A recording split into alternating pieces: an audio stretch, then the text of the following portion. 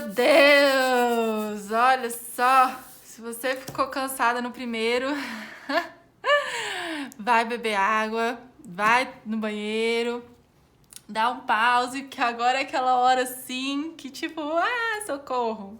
Mentira.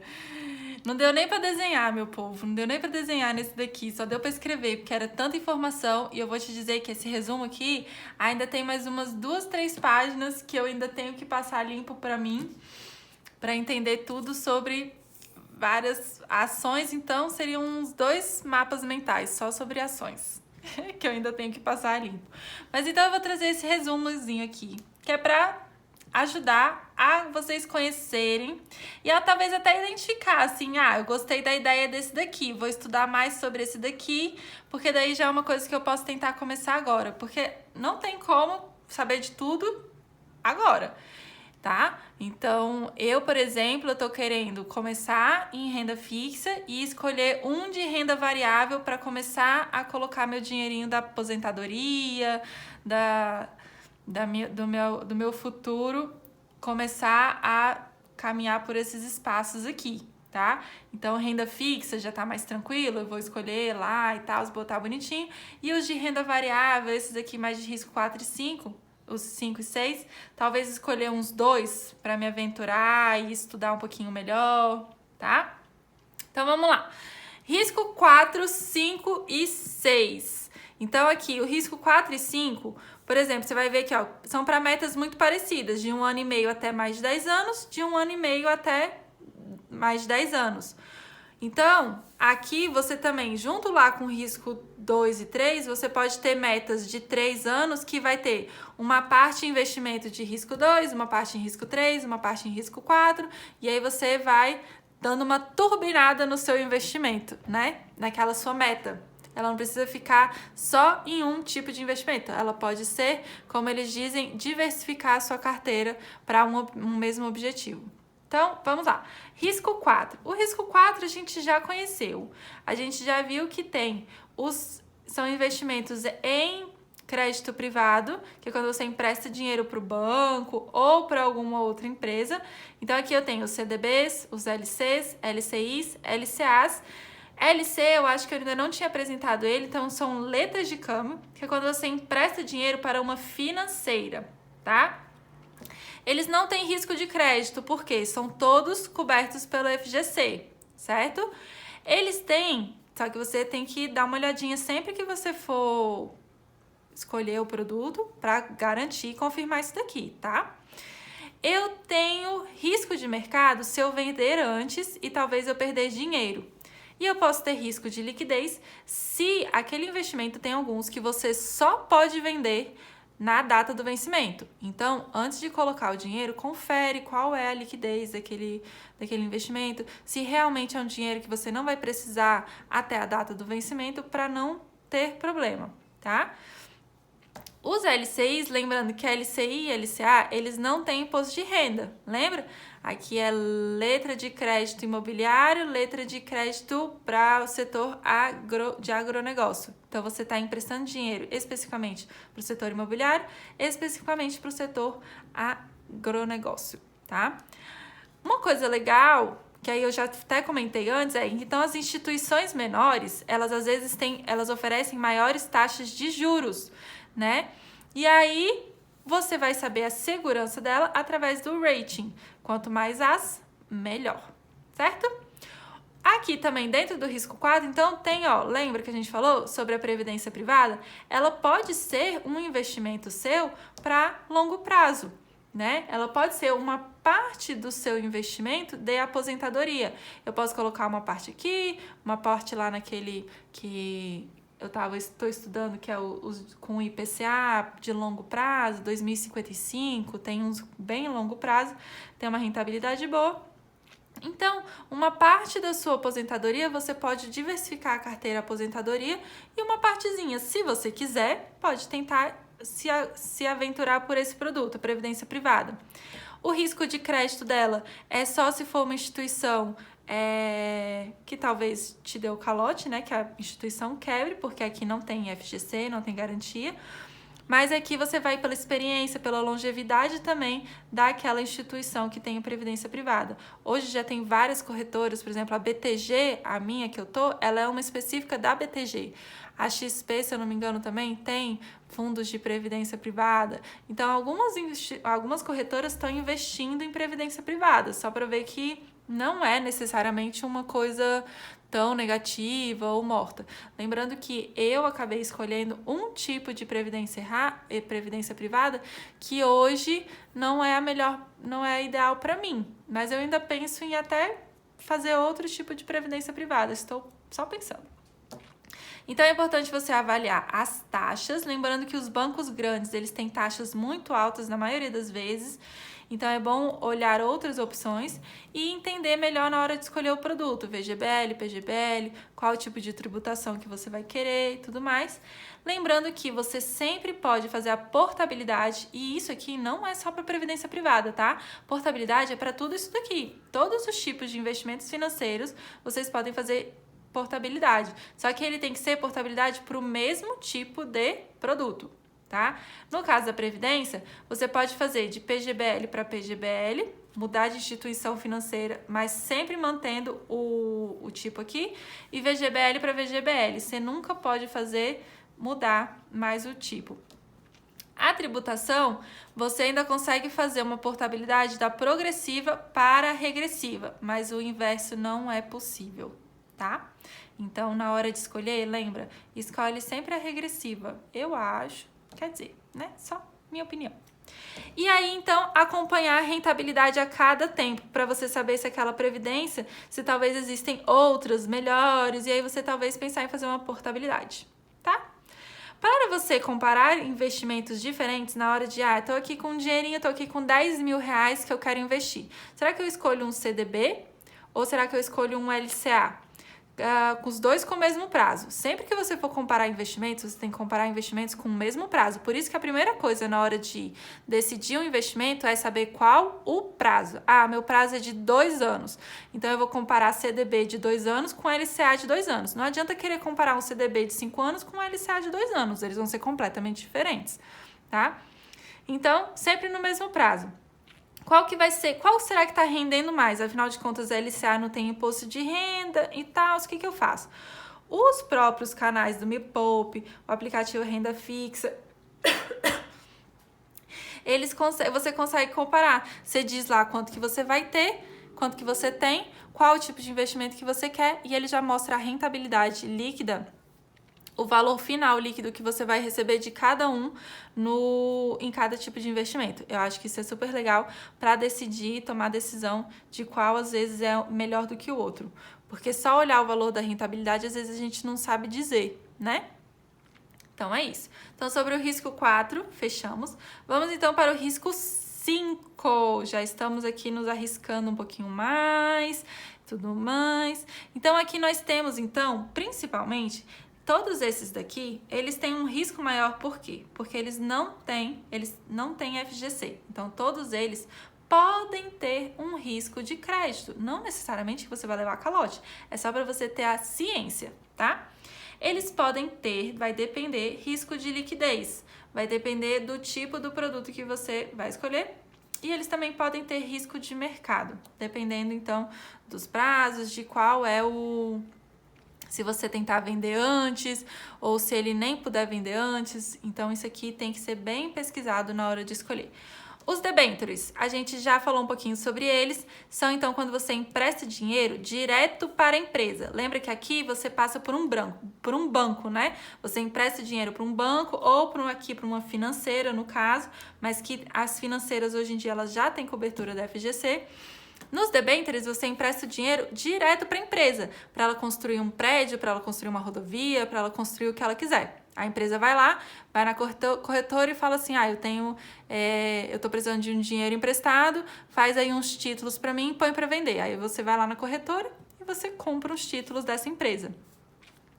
Então, aqui, o risco de crédito, você tem que pesquisar pela qualidade, você tem que acompanhar a segurança daquela empresa que você está investindo dinheiro, tá? Os prazos, eles são maiores. Eles normalmente variam aqui de 3, 9 a 15 anos, mais ou menos em média. Então, você já vê que você já não pode pegar um investimento. Eu tenho um dinheirinho aqui que eu preciso que eu quero investir para daqui a um ano. Já não é o caso das debêntures, tá? Elas pagam os juros mais ou menos a cada 6 meses ou a depender das regras que a debenture lançar na hora que ela lançar o título lá. Tá? Então, mas a maioria, algumas delas, elas fazem o pagamento de juros a cada 6 meses. E elas têm também aquele pagamento de imposto de renda igualzinho, porque isso aqui é um investimento de renda fixa. Então, aquela mesma tabela do imposto de renda regressivo serve para as debêntures. Mas tem um tal do negócio que chama debêntures incentivadas, que é o quê? Quando o governo ele vê que tem uma empresa que quer construir uma rodovia, que aquela rodovia é de grande utilidade para o governo ou vai fazer um bem muito grande, sei lá, enfim, que eles querem dar uma incentivada naquele projeto daquela empresa, o governo vai lá e isenta o imposto de renda. E aí as empresas conseguem fazer, então, debêntures incentivadas, ou seja, elas têm isenção de imposto de renda. Aí aqui é legal, por quê? Porque você vai ter uma rentabilidade maior, lembrando que esses investimentos aqui, eles provavelmente já vão ter uma rentabilidade muito maior do que aqueles investimentos lá de os 2, de risco 2, de risco 3, exatamente por causa desses riscos.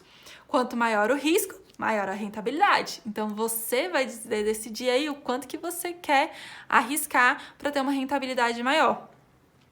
E aí, além disso, você ainda pode ter isenção de imposto de renda nesse tipo de debênture incentivada, certo? Nos investimentos CRI e CRA, então é quando a gente empresta dinheiro para uma securitizadora, tá? A gente já viu. Aí a securitizadora, na verdade, ela tá dando dinheiro, eu comprei um apartamento financiado, a imobiliária, ela tá ali vendendo um monte de apartamentozinhos financiados, né? Só que aí ela fala assim, eu não quero receber o dinheiro todo picadinho, eu quero receber o dinheiro agora, à vista. Aí ela vai lá na securitizadora e fala assim, você tem como me emprestar esse dinheiro agora? Já me dá esse montante todo agora de tudo que eu recebi? Ela fala assim, beleza, eu compro essa sua dívida. O que a securitizadora faz? Ela pega essa dívida e vende em formato de CRI e CRA pra gente comprar, né? Então, a gente está emprestando dinheiro para a securitizadora emprestar o dinheiro para, por exemplo, uma imobiliária. Elas podem ser do tipo pré, pós e híbrida, também são investimentos de tipo renda fixa. Os pagamentos de juros, eles podem ser diferentes ou só no vencimento. Então, a gente pode ter investimentos até de curto prazo, 1 ano, alguma coisa assim, pouco tempo, ou investimentos maiores, ou que você só vai poder tirar aquele dinheiro no vencimento. Então, tem que cuidar aqui com risco de liquidez e risco de mercado. Basicamente, é isso. Lembra dos fundos multimercados? Então, que a gente tem os fundos lá de renda fixa, fundos multimercados. Aqui entram os fundos multimercados D+15 e D+30. Ou seja, a liquidez aqui já é um pouco maior porque o seu dinheiro só vai voltar. Depois que você pedir o seu dinheiro, você pediu o seu saque, você só vai receber depois de 15 ou 30 dias. Mais ou menos isso, tá? E aí tem uma coisinha muito interessante que eu aprendi, que é esse tal de peer-to-peer lending. O que é isso? Isso aqui são plataformas que se chamam fintech, tá? São plataformas onde você, pessoa física, eu, Bruna, eu posso emprestar dinheiro diretamente para uma pessoa física ou para uma pessoa jurídica. Então, se eu quero emprestar dinheiro, e aí tem uma pessoa lá do outro lado que está precisando pegar dinheiro emprestado, ela pode entrar numa dessas fintechs, são tipo plataformas, tá? E olhar as opções e pedir dinheiro, pegar o dinheiro emprestado. Qual é o benefício para essas pessoas? As taxas de juros que elas pagam aqui nessas fintechs, nessas plataformas, elas podem ser às vezes muito menores do que as dos bancos tradicionais. Então, se eu preciso pegar um dinheiro emprestado, eu posso pesquisar. E aí ela vai pegar dinheiro emprestado diretamente comigo. E a fintech, ela é uma intermediária, ela vai fazer o processo, tá? O que ela faz também? Ela faz uma avaliação daquela pessoa para quem eu vou emprestar o dinheiro e me diz qual é o risco daquela pessoa. Se for um risco muito alto, eles vão me oferecer uma taxa de juros maior. Se o risco for baixo, eles vão me oferecer uma taxa de juros menor. Por exemplo, se eu quiser emprestar o dinheiro para aquela pessoa. Entendeu? Legal isso aqui, né? Eu achei até que é interessante para quem tem empresas pequenas, que às vezes é muito difícil você pegar um empréstimo num banco grande, são processos burocráticos muito grandes, e aí talvez umas páginas dessa talvez seja até mais fácil de fazer um empréstimo menor, com uma taxa de juros menor, né? E aí aqui a Natália, ela indica, eu não entrei, não conheço, mas ela indicou por conhecimento pessoal, ela foi nas empresas, ela indicou essas duas plataformas. Quem quiser entrar, pesquisar, dar uma olhadinha, ver como é que funciona, que é a Biva e a Cavod.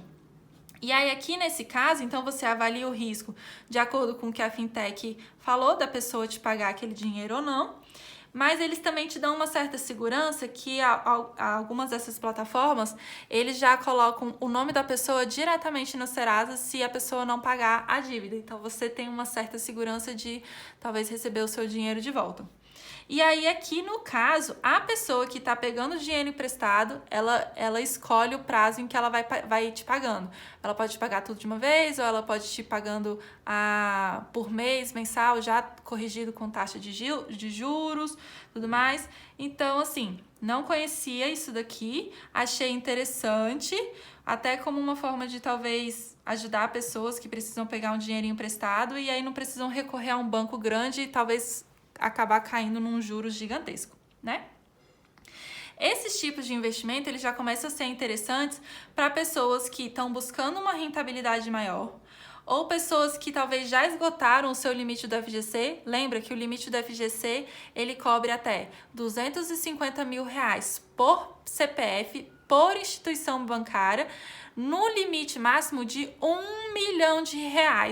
Então, se você tiver 250 mil espalhado por 5 instituições bancárias diferentes, investimentos em renda fixa, e aí você já tiver atingido lá sua cota de 1 milhão, você vai ter que começar, você pode continuar investindo em renda fixa, mas você já sabe que não vai ter mais a garantia do FGC, porque você já estourou seu 1 milhão, ou você começa a se aventurar por esses cantinhos aqui também e ir distribuindo seus investimentos. Legal, né? Se chegar a esgotar seu FGC, vamos colocar isso como meta? E também de acordo com o perfil de risco. Se é uma pessoa que quer correr mais riscos ou quer botar uma parte do seu dinheiro em alguns tipos desses ativos, eu achei bem interessante alguns deles, assim, quero até me aprofundar e conhecer. E vamos então para o último. O último é o risco 6. Então, ele é para metas já bem maiores, de 5 até mais de 10 anos, tá? Então, metas que você vai pensar bem a longo prazo, e aí para sua aposentadoria, ou então para daqui 5 anos, sei lá, trocar de carro, mas também lembrando que você vai distribuindo, o ideal é você fazer uma distribuição da sua carteira de acordo com a sua meta. Então, vamos falar primeiro sobre ações. Gente, esse negócio aqui de ações, que nem eu falei antes, poderia dar uns 2, 3 mapas mentais só para falar sobre ações. E eu ainda acho que eu ainda não aprendi tudo que tem para aprender sobre ações. Acho que é uma coisa muito grande.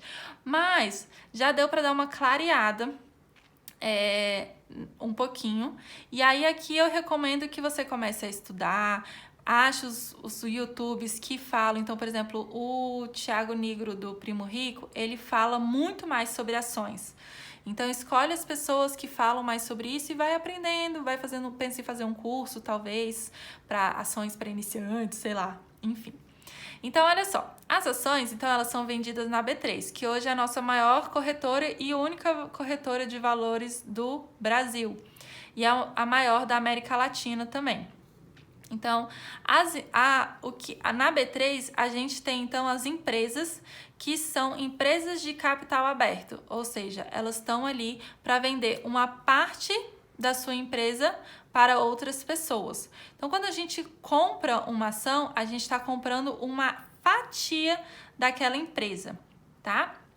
E aí existem várias formas diferentes de você comprar a fatia da empresa, e aí aqui tem alguns raminhos que vale a pena você conhecer e estudar. E aí a empresa, ela te paga uma parte dos lucros em forma de dividendos, tá? Então, o que a gente recebe são os dividendos. Como ela vai te pagar essa participação dos lucros, também existem várias formas diferentes que valem a pena ser estudadas, certo? Quando você vai comprar uma ação, na verdade você faz um pedido de ordem, que é exatamente um pedido de compra e venda. Então a gente vai comprar a ação fazendo uma ordem, ou vender também aquela ação, né? A gente compra lá por um valor de R$40 a ação, e aí depois ela vai ficando lá, vai que ela valoriza, eu quero vender por R$60, eu tenho que fazer uma ordem de venda. Então é mais ou menos assim. E aí no curso ela já ensina também o passo a passo para você emitir uma ordem, quando você consegue colocar um prazo, um valor máximo que você quer perder naquela ação e um valor máximo que você quer ganhar naquela ação. Então, se eu comprei a ação a R$40, eu quero já estabelecer um valor de que eu vou vender aquela ação se ela chegar a 50. E aí ela já vende automaticamente. Ela põe para venda, né? Não necessariamente quer dizer que alguém vai comprar. Ou então eu comprei por R$40, eu quero perder no máximo R$5. Então eu coloco um limite de se a minha ação chegar a R$35, já emite uma ordem de venda na hora também. Então isso aqui tudo, ela foi passando passo a passo, explicando os diferentes tipos de ordem, tem tipos de ordens diferentes, tem tipos de distribuições de lucros. Então isso aqui tem muito assunto para estudar, tá? A gente tem que entender que as ações, elas têm taxas de corretagem. Então, as corretoras que a gente tem, olha para ver quais são as taxas de corretagem, porque varia de corretora para corretora. Então, às vezes, vale a pena comprar ações em uma corretora, comprar renda fixa em outra corretora, vai depender. Por isso que é legal, às vezes, você ter até 3 corretoras aí dentro da sua carteira de aplicativos. A gente tem taxa de custódia, que isso aqui é obrigatória da B3. A gente tem um tal de emolumentos, que também é uma taxa da B3. Então, tem várias taxazinhas aqui que a gente vai tendo que se familiarizar quando entra nesse mundo de ações. No caso das ações, o imposto de renda, ele é pago só sobre o lucro na hora da venda. Então, você paga 15%. E esse valor ele já é descontado quando você vende a ação, o dinheiro volta para você na corretora, ele já vem descontado os 15% sobre o lucro, tá? As ações, elas são interessantes porque na hora que você entrar nesse mundo de ações aqui, você obrigatoriamente tem que declarar no seu imposto de renda, tá? Então, se você não declara imposto de renda ainda, quando você entrar no mundo de ações, você vai ter que começar a declarar, porque as ações é como se você tivesse uma parte de uma empresa, tá? Então, ela já entra na sua declaração de imposto de renda. E aí, existem 2 tipos de empresa. Empresas de dividendos, que são o quê? São empresas que são conhecidas como empresas que são boas pagadoras de dividendos, tá? Ou seja, você tem uma grande chance de receber participações de lucro mais frequentemente. E tem empresas que são de crescimento, que são o quê? São empresas que estão crescendo e que boa parte do lucro dessa empresa é utilizado como reinvestimento. Então, talvez os dividendos que você vai receber dessa empresa não sejam tão grandes. Mas se é uma empresa que você acredita, que você gosta, que você sabe que ela tem um potencial muito bom, porque o negócio das ações também tem meio que isso, né? Eu posso investir para ganhar dinheiro, ou eu posso investir porque eu acredito naquela empresa e eu tenho uma paixão e eu sei que aquela empresa tem ela é uma empresa sustentável, ela é uma empresa que representa bons valores, tudo mais. Então, você pode estar fazendo parte daquela empresa como uma acionista, né? E aí, você está participando do crescimento daquela empresa. E aí, quando ela tiver distribuição de dividendos, você recebe uma parte, tá? Mas as empresas não tem nada que diz que ela tem que te pagar dividendos sempre, todo mês. Não, ela pode pegar o lucro dela e utilizar para crescer. Tem umas regrinhas lá de quantos por cento, pelo menos a cada 2, 3 anos, não lembro agora de cabeça, mas tem umas regrinhas, tá? Então, às vezes, aqui nas ações, eu vou comprar direto uma empresa. Eu vou lá e eu vou decidir que eu quero fazer parte, eu quero comprar uma ação da Vivo, né? Porque eu gosto da Vivo. Mentira, eu não gosto da Vivo, não. Quero comprar uma ação da Ambev. acho que a Ambev é legal e tudo mais, tem um bom potencial de crescimento, vou comprar uma ação da Ambev. Você vai e investe diretamente na Ambev, compra uma parte dela. A outra forma de você investir em ações, que eu achei muito interessante, são as ETFs. E aí, eles fazem um comparativo que as ETFs são como se fossem uma playlist do Spotify. Não tem a playlist do Spotify para quem gosta de sertanejo? Tem a playlist do Spotify para quem gosta de axé? Então, tem as playlists ali de acordo com um índice. O índice seria o axé, ou o sertanejo, ou a personalidade. Então, os ETFs, eles são um conjunto de ações, tá? Que formam, a gente tem conjuntos de ações que formam índices. E os ETFs, eles seguem esse índice. Então, quando você investe, quando você compra uma ETF, você está comprando um conjunto de ações, tá? E elas são valorizadas ou desvalorizadas de acordo com um índice. Então, por exemplo, o Ibovespa, ele é um índice que mede as ações mais negociadas na B3. Então, é mais ou menos 65 empresas que são as mais negociadas na B3, elas formam esse índice Ibovespa. E aí, de acordo com as variações dessas empresas, tem um índice, e aí, se você comprar um ETF que segue o Ibovespa, você vai ganhar dinheiro ou perder dinheiro de acordo com a variação do Ibovespa, tá?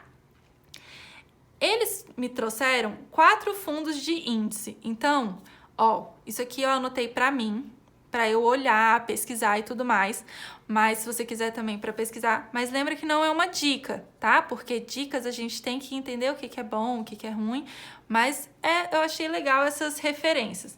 E aí, isso aqui é tipo assim, quase todo mundo tem na carteira de investimentos, parece.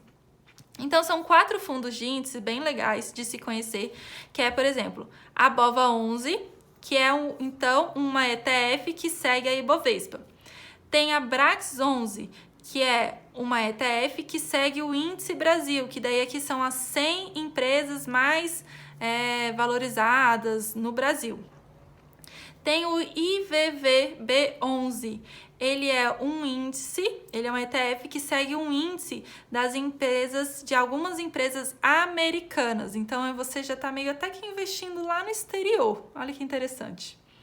E, por fim, tem o DIVO11, o DIVO11, que é um ETF que segue o índice das empresas que mais pagam dividendos. Então, tem lá esse índice que acompanha as empresas que mais pagam dividendos, e aí você pode investir numa ETF. Isso aqui eu achei super interessante. Por quê? Porque eu não preciso necessariamente agora já conhecer todas as empresas, estudar certinho tudo das empresas antes de eu decidir aonde que eu vou comprar uma ação ou não, né? Porque eu acho que isso aqui é uma decisão bem pensada e tal.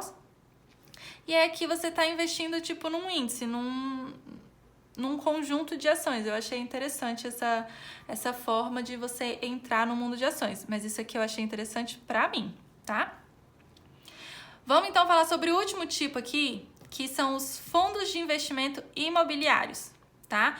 Então aqui você já entra nos fundos de renda fixa. Lembra lá que eu falei dos fundos? Que a gente tem fundos de renda fixa, fundos multimercados e fundos de renda variável. Dentro dos fundos de renda variável, ainda existem os fundos de investimento imobiliários, existem os fundos de investimento em moedas, em ouro, em prata, tem vários fundos, tá? Então, os fundos de investimento imobiliários, então, é o seguinte, você quer comprar um apartamento para alugar, por exemplo, e aí você tem que, talvez, sei lá, ter um dinheiro muito alto para fazer esse investimento, e aí você vai ter que colocar uma grande quantia lá naquele imóvel para receber um aluguel mensalmente e ter um retorno daquele seu investimento, certo? Os fundos de investimento imobiliários é o seguinte, você vai investir num conjunto de imóveis. E você aqui tem a facilidade de não necessariamente precisar de ter um montante muito grande daquele dinheiro para comprar um apartamento. Aqui é como se você comprasse uma parte de vários imóveis, e podem ser imóveis residenciais ou imóveis comerciais, e aí você tem um gestor que vai gerir esses imóveis, que vai alugar esses imóveis, e a gente vai receber os aluguéis por esses imóveis. Então, a maioria dos fundos imobiliários, a maioria, não é regra, a maioria dos fundos imobiliários, eles pagam aluguéis mensais. Ou seja, eles têm um conjunto, e aí isso aqui é importante de estudar, porque tem diferentes também tipos de fundos imobiliários, que às vezes só um imóvel, ou tem fundos imobiliários que tem 3, 4, 5.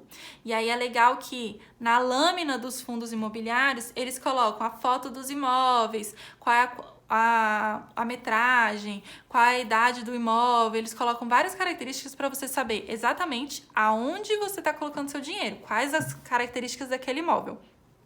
Tá? Você não pode entrar de olho fechado e já sair entrando nos imóveis. E aí, aqui, então, as cotas, lá nos fundos de renda fixa, você compra cotas de tipo renda fixa, tá? Eles têm algumas cotas, eles têm alguns ativos lá que são ativos de renda variável, mas lá é um investimento mais para tipos de renda fixa. Aqui as cotas, elas são negociadas na B3. Então, os fundos imobiliários, você já entra aqui dentro das rendas variáveis. Eles têm risco de liquidez, porque você não tem tanta facilidade de pegar o seu dinheiro de volta, tá? Então, eles vão ter prazos maiores, às vezes mais de 30 dias, ou mais até, vai depender do vencimento. Eles têm um risco de vacância, que é o quê? É o imóvel ficar sem ninguém, é o imóvel ficar sem inquilino. Então, vai que você investe num fundo de imobiliário que tem só um prédio comercial. Aí, eu ouvi a história de que, por exemplo, tem um fundo imobiliário que investe num imóvel que é lá em São Paulo, que tem só um imóvel, que é exatamente um imóvel onde está a Caixa Econômica, a maior sede da Caixa Econômica Federal de São Paulo. E aí, eles já falaram que vão sair desse imóvel em breve, ou seja, esse fundo imobiliário vai ter que arranjar ou um inquilino muito rápido, ou talvez acabe ficando sem inquilino, e aí você vai ter uma vacância, sabe-se lá por quanto tempo.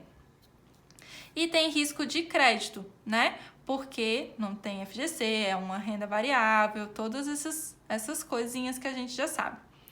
Mas os fundos imobiliários, eles são menos voláteis que as ações e até inclusive que o Tesouro IPCA. Então, vale dar uma olhadinha para eles. E tem na verdade, muita gente.